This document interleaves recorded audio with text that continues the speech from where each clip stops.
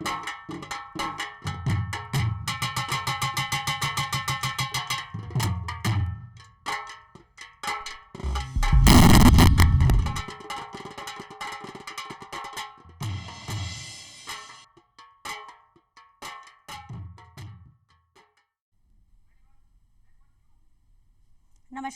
DD Rajasthan के कार्यक्रम कानून की बात में आप सबका बहुत बहुत स्वागत है। दर्शकों, प्रकृति किसी के साथ भी किसी प्रकार का भेदभाव नहीं करती और कुछ ऐसी ही व्यवस्था है हमारे देश के कानून में भी। कुछ व्यक्ति अपने गुनाह या अपराध के चलते जेलों में बंद हैं। उन लोगों को भी मुख्य धारा से जोड़ने के लिए हमारे देश के कानून में कुछ विशेष प्रावधान है। आइए लेते हैं इसी की जानकारी हमारे आज के कार्यक्रम में, जिसका शीर्षक है बंदी, बंदीगृह और उसके अधिकार। तो इसकी जानकारी देने के लिए स्टूडियो में मौजूद हैं हमारे आज के विशेषज्ञ। लेते हैं इनका परिचय। आप हैं जनाब इकबाल कुरैशी साहब। जनाब इकबाल कुरैशी साहब, आपका हमारे आज के कार्यक्रम में बहुत बहुत स्वागत है। धन्यवाद मैडम। तो दर्शकों, कार्यक्रम को आगे बढ़ाते हैं और लेते हैं हमारे कार्यक्रम का पहला सवाल जनाब इकबाल कुरैशी साहब से। इकबाल साहब, आपसे जानना चाहती हूँ कि जैसा कि आपने अभी हमारे विषय से ही जाना कि हम आज बंदी या बंदीगृह और उनके अधिकारों के विषय में चर्चा करेंगे, तो सबसे पहले मैं आपसे जानना चाहती हूँ कि आखिर बंदी होता कौन है, हम किसको बंदी माने, इसकी विस्तृत जानकारी हमारे दर्शकों को आप प्रदान कीजिए। जी मैडम, बंदी के बारे में आमतौर पर धारणा ये कि हम ये समझते हैं कि जो व्यक्ति जेल में बंद है वो बंदी है, या जिसने एक अपराध किया है जिसके लिए न्यायालय ने उसे दोष सिद्ध किया है, एक सज़ा उसको मुकर्रर की गई है, वो एक बंदी है। ऐसा नहीं है, बंदियों के अलग अलग प्रकार हैं। कुछ विचाराधीन बंदी हैं जिन पर अभी सज़ा का जो अंतिम जो पड़ाव है वो भी बाकी है, और कुछ ऐसे व्यक्ति हैं जिन्हें दोषित किया जा चुका है और जिन्हें सज़ा मुकर्रर की जा चुकी है, वो भी अपने जेल में जीवन यापन कर रहे हैं।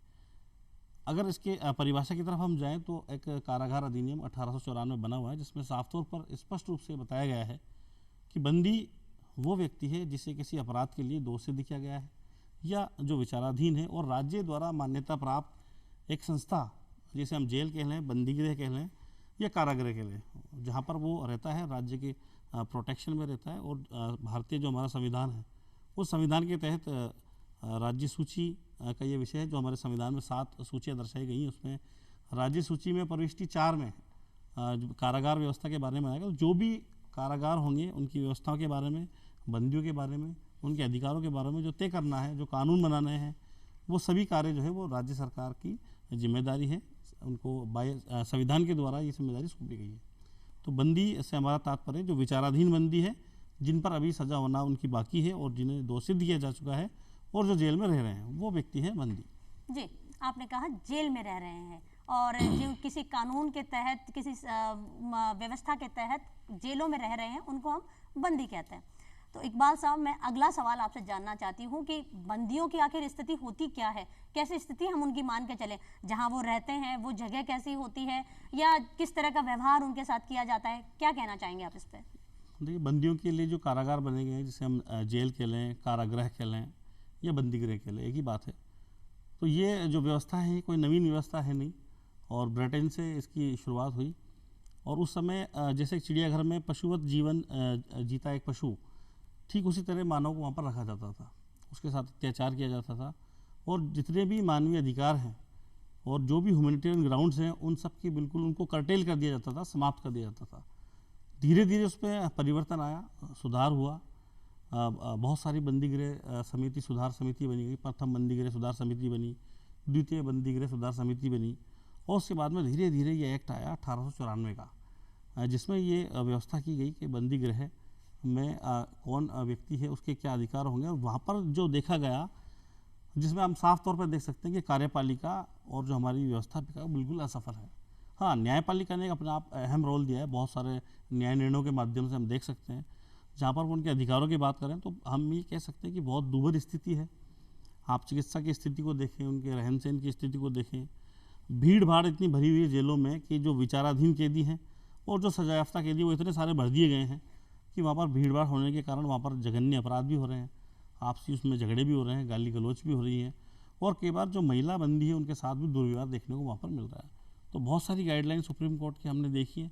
अब समय में परिवर्तन आ गया है, मूल अधिकारों की बातें की गई हैं। आर्टिकल 21 का जो दायरा है वो बहुत बड़ा हो गया है, और उसमें बहुत सारे ऐसे मामले आए हैं जिसमें कैदियों के, बंदियों के सुधार के बारे में बहुत सारी बातें की गई हैं। तो अभी भी बहुत कुछ होना बाकी है, अभी स्थिति सही नहीं है। आए दिन समाचार पत्रों में आप देख सकते हैं कोई कैदी है जो उसने अपनी वहाँ आत्महत्या कर ली है या उसके साथ मारपीट की गई है। और पुराने न्यायिक निर्णय हम देखें तो उनके साथ जो यातनाएं दी जाती थी, ज़बरदस्ती ऐसी कोई आवश्यकता नहीं है, फिर भी उन्हें जंजीरों में, बेड़ियों में उनको बांध रखा है। तो बहुत सारी दूभर स्थिति है जिस पर अभी बहुत सारा काम करना बाकी है। न्यायपालिका इसमें सबसे आगे अग्रणी है। जी, आपने बंदियों की स्थिति बताई, आपने कारागृह की भी स्थिति बताई, फिर भी और क्या क्या सुधार हो सकते हैं कारागृह की स्थिति अगर हम समझना चाहें आपके विचारों के माध्यम से, तो क्या है हमारे देश में कारागृह की स्थिति? क्या बंदियों कारागृह की स्थिति को हम सुधारने से पहले हमें बंदियों का जो वर्गीकरण है वो देखना होगा कि किस किस तरीके के बंदी जो है वो बंदी गृह में रह रहे हैं। तो कुछ अभ्यस्त अपराधी हैं, कोई सामान्य अपराधी हैं, कोई आकस्मिक अपराधी हैं, महिला अपराधी हैं, किशोर अपराधी हैं। तो सबसे पहले इनको वर्गीकृत किया जाए, अलग अलग इनके लिए जो है जेल जो है वो बनाई जाए, बंदी गृह बनाए जाए। और जो दैनिक आवश्यकताएं हैं, क्योंकि देखिए मूल अधिकार ये नहीं है कि अगर किसी व्यक्ति को सज़ा दे दी गई है, दोषी कर दिया गया है या उसको जेल में आपने डाल दिया तो उसके मूल अधिकार समाप्त हो गए, नहीं, उसके मूल अधिकारों को कर्टेल किया गया है, कम किया गया है। घूमने की स्वतंत्रता खत्म हो गई है, मनमर्जी से जो हमारा कामकाज है वो करने की स्वतंत्रता खत्म हो गई है। लेकिन जो जीवन जीने का उसका जो अधिकार है, गरिमायुक्त जीवन जीने का जो अधिकार है, जो दैनिक आवश्यकता है, भोजन है, वस्त्र है, चिकित्सा है, ये सब सुविधाएं मुहैया कराने की जिम्मेदारी बढ़ जाती है सरकार की, क्योंकि ये सरकार का विषय है जेल जो है। तो ये सब सुधार करना अभी बाकी है और इसमें सुधार हो भी रहे हैं, ऐसा नहीं कि नहीं हो रहा है। हम सकारात्मक रूप से इसको देखें तो सुधार हो रहे हैं, लेकिन और ज़्यादा इसमें होने की जो बात है वो ये है कि अभी हम ये देख रहे हैं कि बंदियों के सामने एक समस्या है कि कुछ चीज़ें उनको ऐसी प्रोवाइड वहाँ हो जाती है। ये बातें सब हम समाचार पत्रों के माध्यम से देख रहे हैं। मोबाइल वहाँ आपको मिल जाएगा, या कोई भी नशीले पदार्थ उनके पास पता नहीं किस तरीके से पहुँच जाते हैं। तो जो नियम बने हुए हैं, जो कैदी से मिलने के लिए परिजन जा रहे हैं, तो उसके लिए एक सीधा सा नियम है कि आप जाते हैं कोई भी सामान लेकर, उसमें 2 पर्चियाँ डाली जाती है, एक पर्ची अंदर जाती है, एक आपके पास बाहर रहती है। सामान को बाकायदा चेक किया जाता है। उसके बाद भी बहुत सारी आप 2-5 दिन में ऐसी घटनाएं देखेंगे न्यूज़पेपर में कि मोबाइल वहाँ पर मिल रहे हैं, नशीले पदार्थ उनको से जो है प्रोवाइड कराए जा रहे हैं। तो ये कुछ समस्या है जिन पर अभी भी सरकार को गौर करना होगा और गौर करना भी चाहिए। जी, आपने एक चीज़ कही इकबाल साहब कि उनकी मन मर्जी के मुताबिक जो काम करने की चीज़ है वो स्वतंत्रता उनकी जेलों में रहने वाले लोगों की ख़त्म कर दी जाती है, बंद हो जाती है कानून के मद्देनज़र। तो मैं अब आपसे ये जानना चाहती हूँ कि हम लोग देखते हैं कि जेल के अंदर अपनी मर्जी से काम सेलेक्ट करते हैं, पसंद करते हैं, और फिर वो लोग किसी तरह के काम करके वहाँ पर भी पैसा कमाते हैं। तो ये पसंद क्या सरकार उन पर जबरन थोपती है, या उनके पास एक लिस्ट होती है उसमें से चूज करवाया जाता है? किस व्यवस्था क्या है इस पूरे कि वो जो काम जेलों में करते हैं, क्या बंदी? जी, मैंने कहा कि मन मर्जी का जो वो चुनाव कर सकते हैं काम करने का, वो उनका अधिकार समाप्त हो जाए। इसका मतलब ये नहीं है कि जो काम उन्हें जेल प्रशासन द्वारा मैनुअल के अकॉर्डिंग सौंपा गया है तो उसकी बाकायदा सूची है, उसमें से वो काम सेलेक्ट कर सकते हैं। लेकिन अपनी मर्जी से स्वयं कोई नया कारोबार, या जिस तरीके से जब वो कैदी या बंदी नहीं थे तो उस समय किसी भी प्रकार का जो व्यापार वो कर सकते हैं, जो कि उनका कॉन्स्टिट्यूशनल राइट है। आर्टिकल 19 में आप पढ़ेंगे या देखेंगे तो उसमें आप साफ तौर पर स्पष्ट रूप से दर्शाया गया है। तो वो उन सूचियों के तहत जो कार्य है, चाहे वो किसी भी प्रकार से लघु कुटीर उद्योग है, जो जेल प्रशासन द्वारा उनको बताए जाते हैं, एक सूची होती है, उन्हीं में से वो चुनाव कर सकते हैं। मन मर्जी से कोई व्यापार जो करने की स्वतंत्रता है वो समाप्त हो जाती है। जी, आपने अभी मेरे इससे पहले वाले प्रश्न के उत्तर में एक चीज़ बताई कि जेल में नशीले पदार्थ मिलते हैं या फिर वहाँ पर मोबाइल जैसी चीज़ें मिल जाती हैं, चीज़ें उनके पास पहुँच जाती हैं। और मुख्य कौन कौन सी चीज़ें हैं या समस्याएं हैं जो बंदी गृहों में अमूमन देखने को आती है? बंदी गृहों में अमूमन जो समस्या देखने को मिल रही है वो यही अभी मिल रही है कि आपस में जो कैदी हैं वो लड़ भिड़ लिए हैं। कई बार मिलता है कि किसी कैदी की वहाँ आकस्मिक मृत्यु हो गई है। ये सभी एक प्रश्न जो है वो संदेह पैदा करते हैं कि ऐसा सब क्यों हो रहा है, कि ये कहीं ना कहीं जेल प्रशासन में या बंदी गृह प्रशासन में ये कहीं ना कहीं क्यों कुव्यवस्था है, गलत व्यवस्थाएं हैं जिस पर ध्यान नहीं दिया जा रहा है, उपेक्षा बरती जा रही है। तो बहुत ज़्यादा ये प्रयास करने होंगे कि उनकी तरफ जो है उनकी सेफ्टी बरती जाए, उनकी सुरक्षा का ध्यान दिया जाए। और ऐसे क्या कारण है कि जिसके कारण वो आपस में लड़ भिड़ रहे हैं? जैसे मैंने बताया कि विचाराधीन कैदी हैं और सजायाफ्ता कैदी, उनको एक साथ भर दिया गया है, तो आपस में वो झगड़ा करेंगे या आपस में लड़ेंगे। तो उसके लिए व्यवस्था ये होनी चाहिए कि उनको अलग अलग सेपरेट रखा जाए। विचाराधीन जो कैदी है वो एक ऐसा व्यक्ति है जिसने अपराध किया है, संगीन किस्म का क्या हो, चाहे ऐसा कोई अपराध किया इसमें 5-7 साल की सज़ा है, और न्यायालय ने उसको मुकदमा जो है एंड होने से पहले, अंत होने से पहले उसको जो है बंदी गृह में भेज दिया। तो ऐसे व्यक्तियों को उन आदतन अपराधियों से जो सज़ा याफ्ता हैं, जिनको सज़ा दी जा चुकी है, तो उनकी तुलना में अगर देखा जाए तो अभी उन पर जो है संदेह का जो लाभ अभी उन्हें मिल सकता है। तो अभी पूरी तरीके से न्यायालय ने ये शिकंजा नहीं कसा है कि आपने उस अपराध को किया है और आप उसके लिए दोषी हैं। तो उन्हें अलग अगर रखा जाए, दोनों को अलग अलग किया जाए, तो एक समस्या ये हमारी आपस में ये बच सकती है कि जो आपस में वो झगड़ा कर रहे हैं, लड़ रहे हैं, या किसी की आकस्मिक मृत्यु हो रही है, या और कोई उनकी जो भी कोई असुविधा उनके साथ हो रही है, उन सब में बहुत सारा सुधार देखने को मिलेगा। जी, सुधार की आवश्यकता है, जैसा कि इकबाल साहब आप कहना चाह रहे हैं और मैं समझ पा रही हूँ। तो मैं अगली चीज़ आपसे जानना चाहती हूँ इकबाल साहब कि सुधार को ही ध्यान में रखते हुए क्या खुला कारागृह बना गए हैं, और खुला कारागृह जो हैं आखिर इसकी परिभाषा क्या है, और ये देश में कब से और क्यों और किस प्रकार स्थापित किए गए, इसकी विस्तृत जानकारी हमारे दर्शकों को आप प्रदान कीजिए। देखिए, खुला कारागार, खुला जो शब्द है वो अपने आप में बंदी गृह का विलोम है, बंद और खुला। तो प्राचीर विहीन बंदी गृह भी हम इसको कहते हैं, जहाँ पर ताले कुंची नहीं है, दीवारें नहीं हैं। और ओपन जेल का जो कंसेप्ट है वो बहुत पुराना कंसेप्ट है। सबसे पहले 1905 में मुंबई में जो थाने जेल के जो अपराधी हुआ करते उन्हें मुंबई में ये इस्टेब्लिश की गई ओपन जेल। हालांकि वो ज़्यादा समय तक नहीं चल पाई और 1910 में उसको बंद करना पड़ा। उसके बाद में यूपी के अंदर डॉक्टर संपूर्णानंद, जो तत्कालीन गृह मंत्री रहे वहाँ के, उन्होंने चंदेली नामक यूपी में जगह है, वहाँ की चकिया तहसील में सबसे पहले ओपन जेल की स्थापना की और एक बड़ी ओपन जेल की स्थापना की। आप देख सकते हैं कि वो आज भी एक दुनिया की जो बड़ी बड़ी ओपन जेल हैं उनमें एक सफल ओपन जेल में उसका नाम आता है। और सबसे बड़ा जो बेनिफिट है वो यही है कि समाज में किस तरीके से अपराधी को पुनर्वासित किया जाए। नहीं, खुली जेल मतलब समझे क्या मतलब वहाँ खुली पर जेल से कमरे नहीं होते, क्या नहीं होता? खुली जेल से मतलब जैसे मैंने आपको बताया कि जहाँ पर दीवारें नहीं है, ताले कुंची नहीं है, और वो अपराधी जो सजा याफ्ता है उनके सजा जब 1 या 2 साल की सजा बचे तो उन्हें समाज में पुनर्वासित होने के लिए सुबह वो अपने काम पर जा रहे हैं, अपने परिवार के साथ रह रहे हैं, शाम को काम से लौट रहे हैं। सांगानेर में, जयपुर में आप देख सकते हैं इस तरीके की जेल स्थापित है। तो ये सब सुविधाएं जो एक बंदी को नहीं है बंदी गृह में, वो खुले जेल में है, ताकि वो समाज की मुख्य धारा से जुड़ सके बहुत जल्द। क्योंकि 1-2 साल बाद उसे वहाँ से सजा पूरी करके वापस समाज की मुख्य धारा में जुड़ना है, तो उसका एक प्रशिक्षण पहले से शुरू हो जाए, इसलिए जो है खुला कारागारों की स्थापना की गई। अच्छा, आपने बताया कि ये लोग अपने परिवारों के साथ रहते हैं खुला कारागृह में, तो जो बंदी होते हैं, जो खुला कारागृह में जो बंदी रहते हैं वो, और जो आम जनता है, इनके जो भी हमारे देश में जो कानून बनाए गए हैं उनमें कितनी समानता है या कितनी भिन्नता है, या कुछ विशेष है इन बंदियों के लिए और खुला कारागृह के जो वासी हैं उनके लिए, क्या कुछ अलग अलग कानून है? जी, हम संवैधानिक प्रावधानों की बात करें या संवैधानिक जो मूल अधिकार हैं उनकी बात करें, तो आम नागरिकों को जो अध्याय हमारा 3 है भारतीय संविधान का, उसमें 6 प्रकार के मौलिक अधिकार प्रदान किए गए हैं जो हर एक आम नागरिक को प्राप्त है। इसी अधिकारों को जब हम बंदियों की तरफ लेके जाते हैं या कारावासी की तरफ लेके जाते हैं, तो कुछ अधिकारों को वहाँ पर सीमित कर दिया जाता है या समाप्त कर दिया जाता है। इसका मतलब ये नहीं कि संपूर्ण अधिकार उनसे छीन लिए गए। तो जीवन जीने का जो उनका अधिकार है, गरिमापूर्ण जीवन जीने का जो अधिकार है, वो अभी भी बना हुआ है। आर्टिकल 21 उनका अभी भी बना हुआ है। आर्टिकल 20 में मुख्य 2-3 बातें हैं कि जहाँ कोई व्यक्ति है और बंदी है, उससे आप अपने लिए उसके खिलाफ गवाही देने के लिए आप उसको बाध्य नहीं कर सकते। सेल्फ इंक्रिमिनेशन की जो बात की गई है, स्वयं अभिशंसन की जो बात की गई है, तो वो भी उसका जो फंडामेंटल राइट है वो जीवित रहता है। तो दोनों में बेसिक डिफरेंस ये है कि समस्त जो अधिकार हैं, मूल अधिकार, वो जीवित रहते हैं आम नागरिक के, लेकिन कुछ अधिकारों को कर्टेल कर दिया जाता है जब वो बंदी बन जाता है, बंदी गृह में आ जाता है, लेकिन बावजूद उसके मानव गरिमायुक्त जीवन जीने का अधिकार उसका बना रहता है। जी, अच्छा, बंदियों से एक उम्मीद की जाती है, अमूमन ये तो खैर सभी से की जाती है कि आप अपने अंदर सुधार करें, हर दिन हम कुछ अच्छी चीज़ सीखें, अच्छा रवैया अपनाएं, और बंदी जो है उसके साथ ये चीज़ ज़्यादा लागू हो जाती है। तो सुधारात्मक रवैया जो चीज़ है वो बंदियों से अपेक्षा की जाती है, ये क्या चीज़ है और इसको किस प्रकार से हम समझ सकते हैं?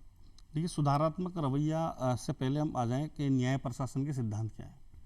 तो 5-6 मुख्य न्याय प्रशासन के सिद्धांत है, जिसमें सबसे महत्वपूर्ण और सबसे आधुनिक जो थ्योरी है, सिद्धांत है, वो है सुधारात्मक सिद्धांत, जिसका मुख्य जो उद्देश्य वो यही है जो अभी आपने बताया कि कैदी से भी अपेक्षा की जाए कि वो किस तरीके से अपने आप को सुधारे। तो उसके लिए ही ये सारे प्रोविजंस बनाए गए। पेरोल का जो प्रोविज़न बनाया गया, रखा गया, खुली जेल की जो अवधारणा रखी गई, वो सब इसलिए रखी गई कि किसी भी तरीके से जो कैदी है, जो बंदी है, उसमें सुधारात्मक रवैया है। तो उसको जब हम आकस्मिक कोई अपराधी है या सामान्य अपराधी जो आदतन अपराधी नहीं है और जो ऐसी सज़ा नहीं भुगत रहा है कि जिसने आजीवन कारावास या गंभीर किस्म का अपराध किया है, किसी महिला के साथ जघन्य अपराध किया है, उन कैटेगरी के जो ये बंदी नहीं है, तो उन्हें हम सुधारात्मक जो रवैया है अपनाने के लिए एक सुधारात्मक सिद्धांत, जो प्रमुख सिद्धांत है, न्याय का सिद्धांत, दंड का सिद्धांत भी इसे हम कह सकते हैं, जिसमें ये व्यवस्था की है कि हमारा जो मुख्य उद्देश्य है वो है जो बंदी है उसको समाज की मुख्य धारा से जोड़ना और उसको पुनर्वासित करना। महात्मा गांधी जी ने भी एक कोटेशन, उनका बहुत अच्छा फेमस कोटेशन है कि हम अपराधी से घृणा ना करें, अपराध से घृणा करें ना। तो उसी के तर्ज पर ये सिद्धांत बनाया गया और उसी की तर्ज पर परिवीक्षा, पेरोल, फरलो और इसी के तरीके सभी एडमोनिशन, भर्सना जिसको हम कहते हैं, हालांकि वो बंदियों पर एप्लीकेबल नहीं है, वो गिरफ्तार व्यक्तियों पर एप्लीकेबल होता है। तो परिवीक्षा के लिए तो पूरा परिवीक्षा अधिनियम 1958 बनाया गया। पेरोल हर राज्य में अलग अलग हिसाब से पेरोल की व्यवस्था की गई है, कहाँ पर कितनी दिनों के लिए पेरोल दी जाएगी, कब दी जाएगी, क्या व्यवस्था की जाएगी। जी, इकबाल साहब, मतलब आप ये बताना चाहते हैं हमारे दर्शकों को कि सुधार जो है वो बंदियों के लिए ही उतना ज़रूरी नहीं है, आम इंसान के लिए भी बहुत ज़रूरी है, और बंदियों के लिए इतना लाजमी इसलिए हो जाता है ताकि वो आगे चल के मुख्य धारा के साथ जुड़ सके। जी, आपने अभी कुछ शब्दों का उपयोग किया, मैं उन्हीं पर अब आपसे अगला प्रश्न जानना चाहती हूँ। आपने कहा पैरोल, तो पैरोल क्या होता है? तो पैरोल जो आपने बोल रहे हैं इसके बारे में विस्तृत जानकारी हमारे दर्शकों को दें। और सबसे पहले ये बहुत सुनने को मिलता है कि कोई भी लेकर जेल से बाहर आ जाता है, तो ये कितनी अवधि के लिए ले सकते हैं, कब कब ले सकते हैं, इसकी समय सीमा क्या है, ये सारी चीज़ें हमारे दर्शकों को आप बताएं। देखिए, पेरोल एक सुधारात्मक सिद्धांत में दिए गई एक प्रणाली है जिसमें जो सजा याफ्ता कैदी हैं, जिनको दोषित किया जा चुका है, वो अपनी सज़ा का एक प्रमुख भाग उन्होंने काट लिया है।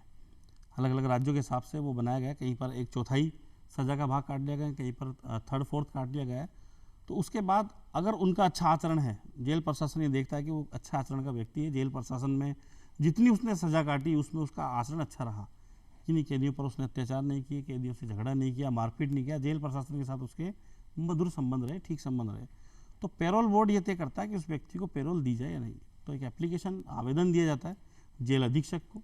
जेल अधीक्षक के अलावा जेल प्रशासन जब इस पर पेरोल देने के लिए अगर मान लीजिए तैयार नहीं है, तो फिर उच्च न्यायालय के समक्ष जो है ये आवेदन लगाया जाता है और पेरोल प्राप्त किया। तो पेरोल क्या है? एक सज़ा का सस्पेंशन है, एक स्थगन है कि जैसे ही किसी व्यक्ति को पेरोल दी जाएगी तो उसकी सज़ा वहीं सस्पेंड हो जाएगी। ये शुरुआती दौर में तो शायद किसी मुख्य कारणों से शुरू की गई थी, या हमेशा से ये कानून व्यवस्था का हिस्सा रहा है?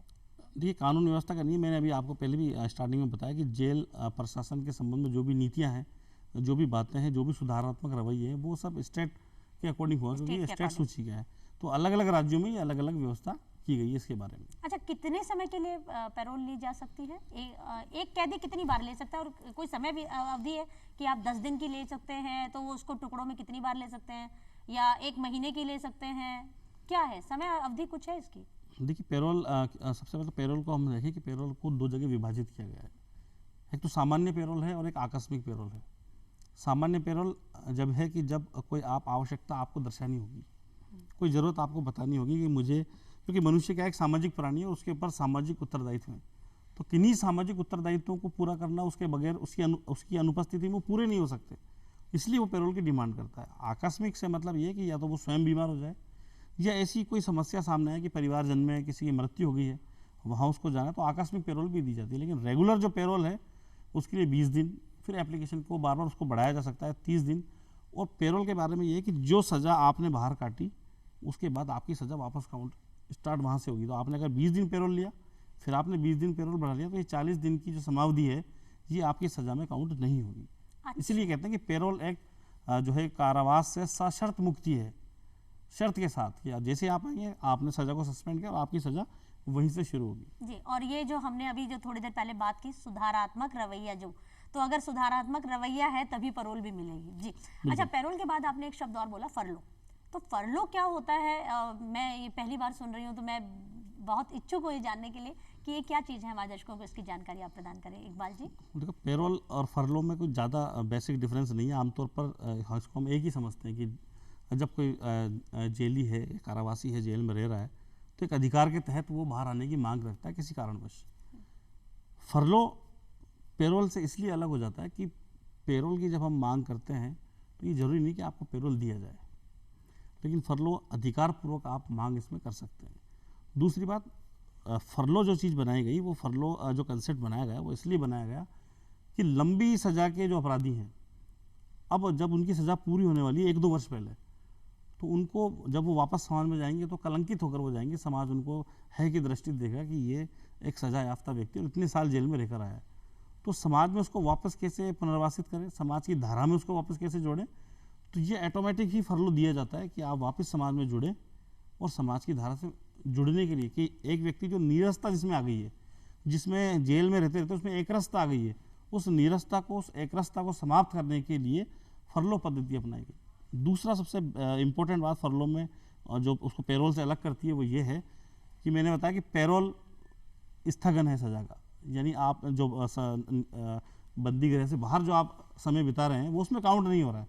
लेकिन फरलो में यह है कि आप जो समय बाहर बिताएंगे जेल से वो भी आपकी सजा में काउंट होगा। जी, दोनों में मुख्य अंतर अगर हम समझना चाहें तो क्या चीज़ है दोनों का एक मुख्य अंतर? दोनों में मुख्य अंतर ये कि एक मौलिक अधिकार के रूप में मांग हम कर सकते हैं फरलो की। ठीक है, एक अधिकार है और वो उसकी हम मांग नहीं कर सकते। पेरोल में आपका सदाचरण देखा जाएगा, आपका अच्छा आचरण देखा जाएगा कि आपने वो सुधारात्मक बातें हैं जिसके कारण आपको पेरोल प्रदान किया जाए। तो यहाँ पेरोल देने का जो प्राधिकार है वो पेरोल बोर्ड के पास है, जेल प्रशासन के पास है, और अगर वो नहीं दे रहे तो फिर उच्च न्यायालय के पास है। फरलो तो आपको जानबूझकर दी जा रही है, आप उसका प्रयोग करें ताकि आप समाज से जुड़े, आप में नीरसता आ गई है। ठीक है, मुख्य बिल्कुल अंतर ये है कि एक तो आपको दिया जाता है और एक आपको मांगना पड़ता है। ठीक है, और एक मुख्य धारा में जोड़ने के लिए है और एक आप आकस्मिक भी ले सकते हैं किसी भी हिसाब से, अपने हिसाब से आपको जब जरूरत लगे। अच्छा, जो कानून व्यवस्था, जो हमारी न्यायिक व्यवस्था है, वो उसके मद्देनजर कानून प्रशासन ऐसे कौन कौन से मुख्य काम करता है जेल में बंद कैदियों को सुधारने के लिए, वो हमारे दर्शकों को आप बताएं। देखिए, जेल प्रशासन की तरफ से जो समय समय पर कैंप लगाए जाते हैं, फ्री लीगल एड कैंप लगाए जाते हैं। अगर मान लीजिए कोई गरीब व्यक्ति है और ऐसा व्यक्ति है, असहाय है, अकिंचन व्यक्ति है जो अपने लिए प्लीडर या एडवोकेट मुहैया नहीं करा सकता, तो वो व्यक्ति जो है हमारे लिए कानून भी बना हुआ है, विधिक सेवा प्राधिकरण अधिनियम 1987 में जिला स्तर पर, राज्य स्तर पर और राष्ट्रीय स्तर पर, तीनों स्तर पर ये प्रोसेस है जिसे हम नालसा, सालसा, डालसा के नाम से जानते हैं शॉर्टकट में। तो वो आपके लिए अधिवक्ता मुहैया कराएगा। अब अधिवक्ता मुहैया हो गया, लेकिन वो काम कैसे करेगा, तो वो आपके लिए अर्जी लगाएगा। जो कारावासी है उसके लिए पेरोल की अर्जी वो लगाएगा, हाई कोर्ट में उसके लिए प्लीडिंग करेगा, ये सारे काम वो एडवोकेट करेगा। तो अलग अलग कैंप लगाना, इसके अलावा ये सारी व्यवस्थाएं करना, अधिवक्ता मुहैया कराना, और जो भी उनके साथ दुराचार हो रहा है उन पर कठोर कदम उठाते हुए जेल प्रशासन, न्यायालय जो है इनके लिए सार्थक प्रयास करता है। अच्छा, ये प्रयासों के अलावा जो पढ़ने के लिए जो मोटिवेट किया जाता है, वहाँ क्लासेस चलाई जाती हैं या कोई स्किलिंग के कोर्सेज चलाए जाते हैं, क्या ये जेल प्रशासन का दायित्व है या न्यायिक व्यवस्था का हिस्सा है, क्या चीज़ें हैं ये? देखिए, पढ़ने की जब हम बात करें तो पढ़ाई का जो अधिकार है हमारा वो मूल अधिकार में भी है। बीच में केस भी देखने को मिला कि एक अपराधी था जिसने पेरोल की मांग की, हालांकि वो जघन्य किस्म का उसने अपराध किया, लेकिन वो LLM कर रहा था, तो LLM की उसको पढ़ाई करने के लिए उसको पेरोल की परमिशन दी गई, जबकि वो एक जघन्य अपराध था। तो शिक्षा का अधिकार तो हमारा वैसे ही फंडामेंटल राइट है। कानून बहुत जगह अपने आप को बहुत हल्का कर देता है कि ठीक है, अगर किसी में सुधार दिख रहा है और अच्छा सुधार दिख रहा है तो जी। अच्छा, एक आपने बात की बच्चा पढ़ रहा था, तो बच्चे से मैं किशोर जो होते हैं हमारे बंदी, उनके विषय में जानना चाहूँगी कि किशोर बंदियों के लिए हमारे कानून व्यवस्था में क्या विशेष है? देखिए, किशोरों के लिए कानून बना हुआ है किशोर न्याय अधिनियम। हालांकि अब नया एक्ट 2015 का आ गया है जिसने 2000 का जो किशोर न्याय देखरेख अधिनियम था उसका स्थान ले लिया है। तो उसमें बंदी गृह, क्योंकि हमारा विषय है तो विषय से हम ना हटेंगे तो उसी पर आ जाए वापस कि किशोर जो अपराधी हैं उनके लिए क्या व्यवस्थाएँ हैं। तो बहुत सारे ऐसे गृह बनाए गए हैं, संप्रेषण गृह हैं, आफ्टर केयर होम्स बनाए गए, शेल्टर होम्स बनाए गए, जिनमें उन बाल अपराधियों को सदाचरण की सीखें दी जाती है, उनको वह शिक्षा मुहैया कराई जाती है, उनसे जो दैनिक जो कार्य हैं उनको प्रार्थना कराना, ये सब वहाँ पर सिखाया जाता है। और एक बंदी गृह से अलग वातावरण इन हॉस्टल्स, स्कूल में, आफ्टर केयर होम्स में, बंदी गृहों में जो नहीं है, वो सब चीज़ें किशोर बालकों में, ताकि वो आगे चलकर इस प्रकार के आपराधिक रवैये को ना अपनाएं। तो उनमें जो ये बंदी गृह इनके लिए बने हुए विशेष 2015 के एक्ट की मैं बात कर रहा हूँ, तो उसमें इसलिए बनाए गए हैं कि ताकि वो आगे चलकर उसमें सुधार अभी से आ जाए और वो अपराध की तरफ उन्मुख ना हो। जी, मतलब किशोर जब मुख्य धारा से जुड़ने की जब उसकी उम्र हो, अपनी सजा से बाहर निकले, तब तक वो एक अच्छा नागरिक बन चुका हो और हमारे देश के और समाज के लिए अच्छी चीज़ें कर सके। अच्छा, महिलाएं जो होती हैं उनके लिए, जो महिला बंदी होती हैं, जैसा कि आपने कहा कि हम विषय से ना अलग जाएं, तो महिला बंदी जो होती हैं उनके लिए हमारे कानून में क्या विशेष है? देखिए, महिलाओं के वो सभी अधिकार जो संविधान में दिए गए हैं, आर्टिकल 15 पे हम चले हैं, 15(3) की बहुत बात कर रहे हैं। संक्षिप्त में इसका उत्तर मैं आपसे चाहूंगी। हाँ, तो महिलाओं के लिए विशेष अधिकारों की बात है कि न्यायिक प्रयास इसमें बहुत ज़्यादा किए गए हैं। फंडामेंटल राइट्स तो है ही, साथ में न्यायिक प्रयासों में हम आ जाए तो शीला वारसा का एक बड़ा उदाहरण हमारे सामने मिलता है, ठीक जिसमें है। जेल की जो कुव्यवस्थाएं थी उनको उनके बारे में गाइडलाइन दी गई, जी, बहुत लंबी गाइडलाइन दी गई। तो ठीक है, मतलब महिलाओं के लिए भी अलग से बहुत सारी व्यवस्थाएं हैं, किशोरों के लिए है और सभी बंदियों के लिए तो बहुत सारी व्यवस्था है ही। इकबाल कुरैशी साहब जी, आपके आज के कार्यक्रम में पधारने के लिए और इतने महत्वपूर्ण विषय पर महत्वपूर्ण जानकारी देने के लिए बहुत बहुत धन्यवाद, बहुत बहुत आभार। तो दर्शकों, उम्मीद करती हूँ हमारे आज के कार्यक्रम में दी गई तमाम जानकारी आपके लिए लाभकारी सिद्ध हो। अगले हफ्ते फिर होगी मुलाकात, कार्यक्रम रहेगा यही कानून की बात, और तब तक के लिए नमस्कार।